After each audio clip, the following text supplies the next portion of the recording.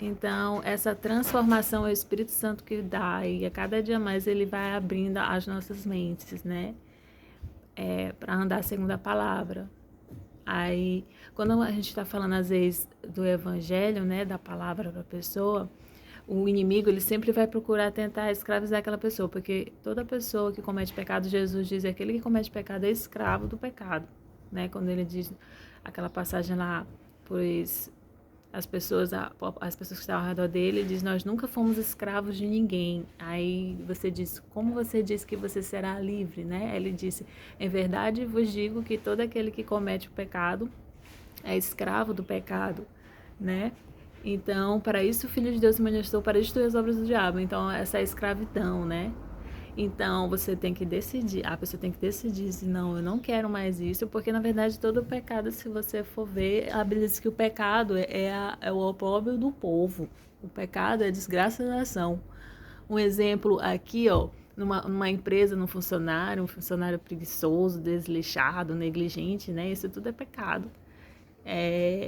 Né? Jesus diz, vai ter com a formiga o preguiçoso, considera os seus caminhos, você sabe. Então, numa empresa, numa casa, em qualquer lugar, o pecado destrói. O pecado traz vergonha a uma nação, né? Ele veio para destruir.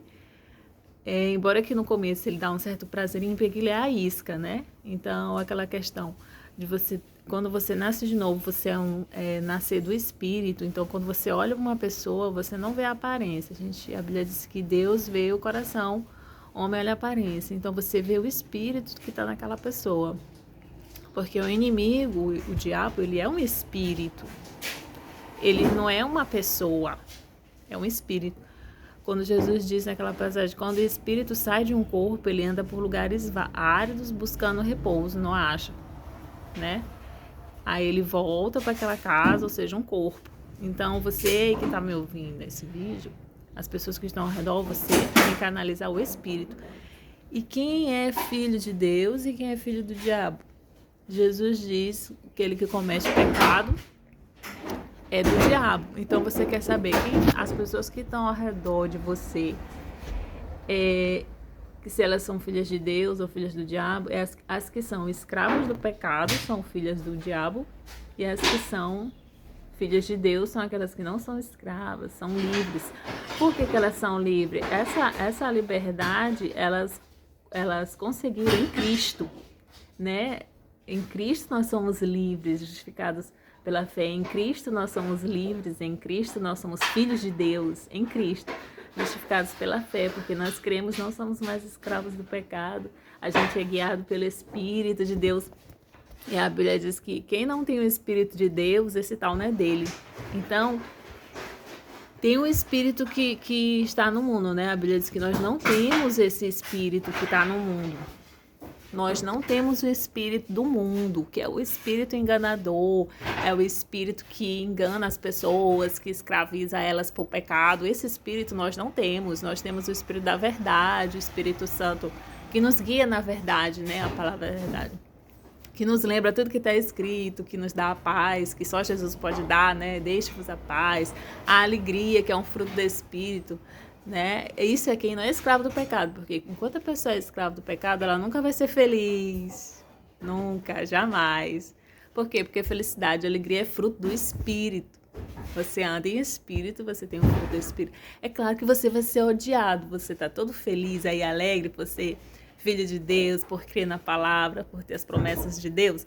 É claro que as pessoas que são escravas do pecado, qual é a obra da carne? Inveja, ciúme, ira, discórdia.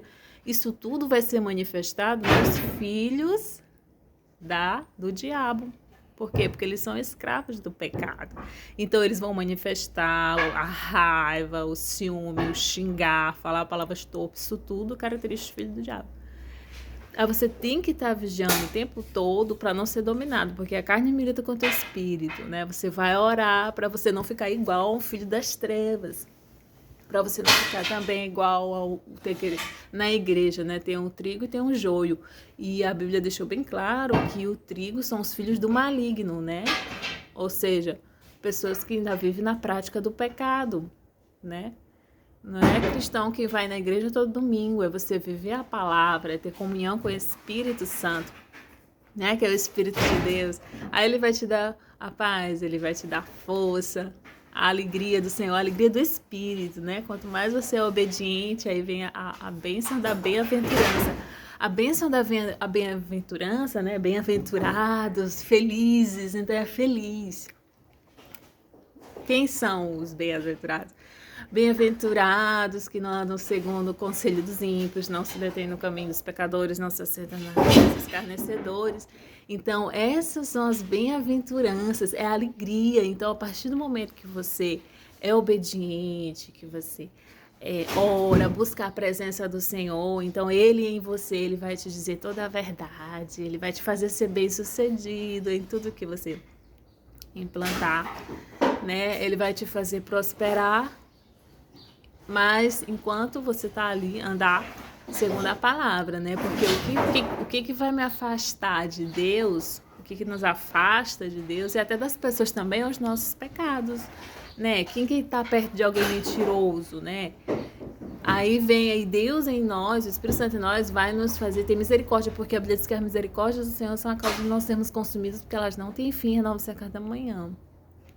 Então, essa misericórdia é Deus em nós para com o próximo, né? Aí a pessoa tem que orar, interceder por aquela pessoa que é escrava do pecado, né? E para que ela venha enxergar, porque o pecado, ele cega. O pecado, ele não deixa você ver, né, o mundo espiritual. É um aprisionamento, né? Você fica cego para as coisas de Deus, tem aquele medo, a pessoa tem medo de más notícias. Quer dizer, o comportamento de uma pessoa que não tem esperança, né? A Bíblia diz que o amor de Deus é derramado em nossos corações pelo Espírito Santo, né? A esperança não nos frustra, né? Porque nós temos essa comunhão e a Bíblia diz que o Espírito de Deus, ele revela as profundezas de Deus, ele revela os pensamentos de Deus, né? Então é importante que você esteja ligado. Amém, queridos? Deus abençoe vocês, todos que receberão os folhetinhos e os brindes. É Deus em nós que opera essas coisas, né? Que a Bíblia diz que nós devemos, no nosso comportamento entre os ímpios deve ser, aquele verso que diz que a nossa conduta entre os não cristãos, entre os ímpios deve ser boa, para quando eles acusarem de criminosos, tem de reconhecer que vocês praticam boas ações. Então, é ser imitadores de Cristo, né? E a palavra do Senhor é fiel, a Bíblia diz que Deus vela pela sua palavra para cumprir, né? O Espírito Santo nos lembra. É importante essa comunhão com o Espírito Santo, porque a gente vive a verdade a cada dia, né?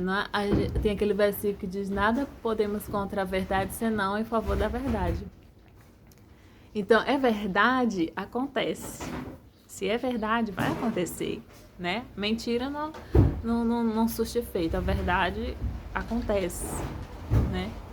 Promessas. Então, até Jesus mesmo, a própria família de Jesus não acreditava nele, né? Ontem eu vi uma pregação, me lembrando desse versículo, os próprios irmãos de Jesus não criam nele, né? Então, por isso que Jesus diz uma parte, quando a mãe dele procurava,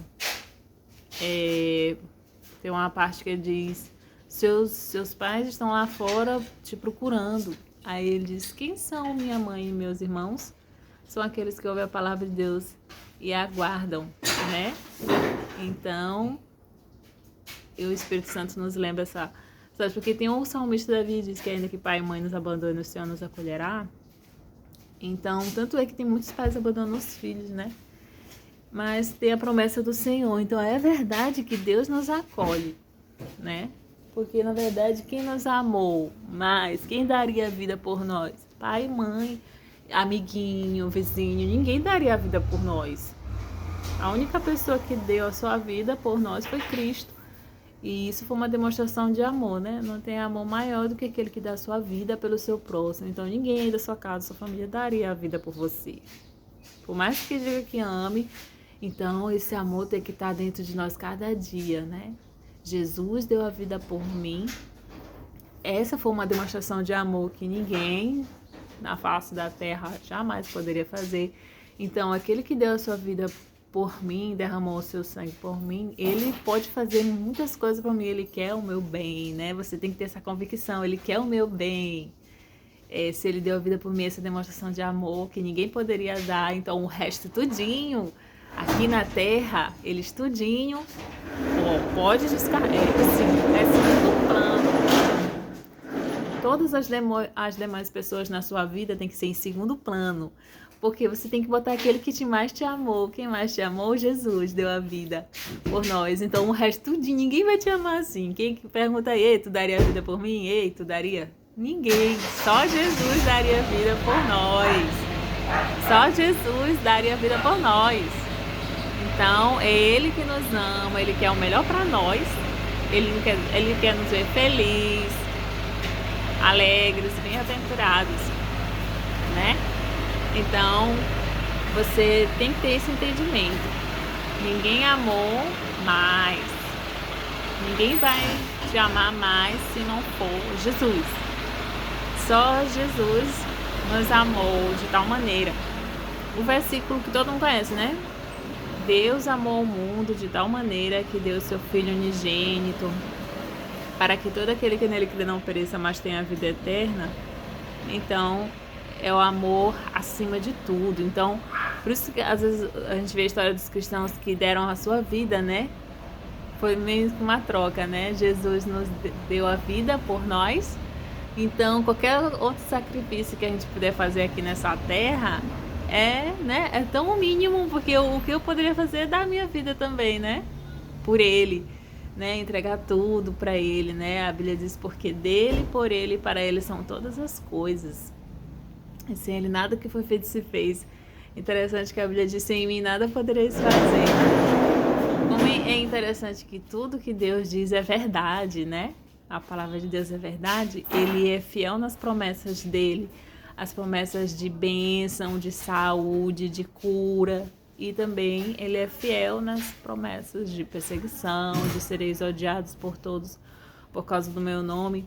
E às vezes a gente se esquece desses versículos, né? Por isso que a gente tem que estar ali orando assim, me revela esse versículo. Para que você, a Bíblia diz, quem crê nele não será frustrado. Então é importante que a gente esteja ligado com a verdade.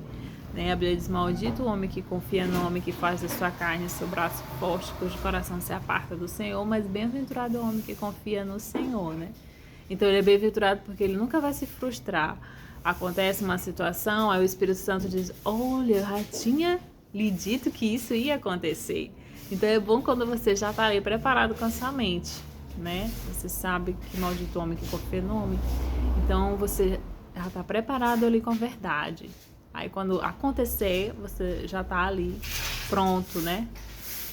Porque você tá ligado com a verdade. E às vezes uma das estratégias do inimigo é você não estar ligado com a verdade, porque se você não estiver ligado com a verdade, aquilo vai acontecer, você vai ficar assim desesperado. Ah, mas eu não esperava isso. Mas é a verdade e acontece, porque Deus, ele vela pela palavra dele para cumprir. Então, vai acontecer, a gente precisa estar preparado para quando acontecer, as perseguições vão acontecer, né? Sereis odiados de todos, aí você só precisa, mas eu já sabia, muito, muito importante que você não é chocado, você, eu já sabia que eu ia ser odiado por todos, e existe muita diferença, se você lembrar de todo dia, hoje é o dia de ser odiado de todos por causa do nome de Cristo, né? E essa alegria é a alegria de Jesus, do Espírito, né? Em todas as circunstâncias. Aquele salmo que diz, ele não se atemoriza de más notícias, sua fé é firme e confiante no Senhor, né? Quem não se atemoriza de más notícias não é escravo do pecado.